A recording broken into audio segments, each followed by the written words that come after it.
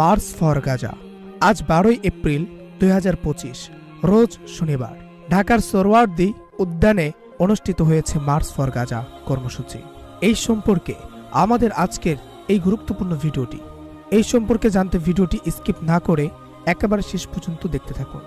প্রিয় ভাই বোনেরা, 12 এপ্রিল 2025 শনিবার ঢাকার ঐতিহাসিক সোহরাওয়ার্দী ময়দানে একটি বৃহৎ প্রতিবাদ কর্মসূচি পালিত হয়। মার্চ ফর গাজা ব্যানারে আয়োজিত এই কর্মসূচিতে বিপুল সংখ্যক সাধারণ মানুষ, ছাত্র, শিক্ষক, বুদ্ধিজীবী এবং বিভিন্ন সামাজিক ও রাজনৈতিক সংগঠনের কর্মীরা অংশগ্রহণ করেন।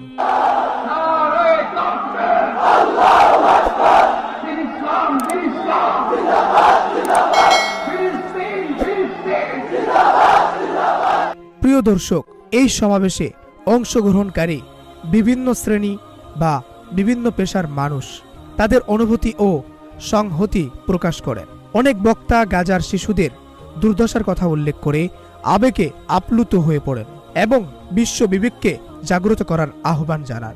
প্রিয় ভাই বোনেরা, সাংস্কৃতিক ব্যক্তিত্ব ও শিল্পীরাও তাদের পরিবেশনার মাধ্যমে গাজার মানুষের প্রতি সমর্থন জানান।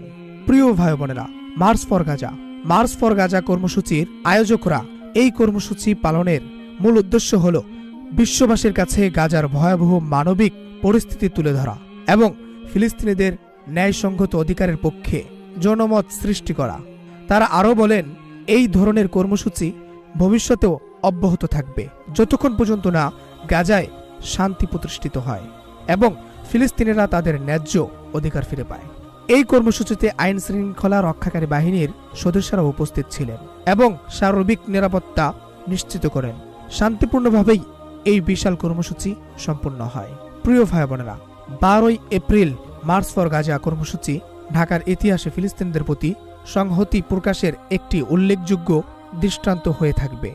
এই কর্মসূচির মাধ্যমে বাংলাদেশের মানুষ আবারও প্রমাণ করল যে তারা বিশ্বের নিপীড়িত মানুষের পাশে সব সময় স্বেচ্ছাচার রয়েছে। আজ এখানে শেষ করছি।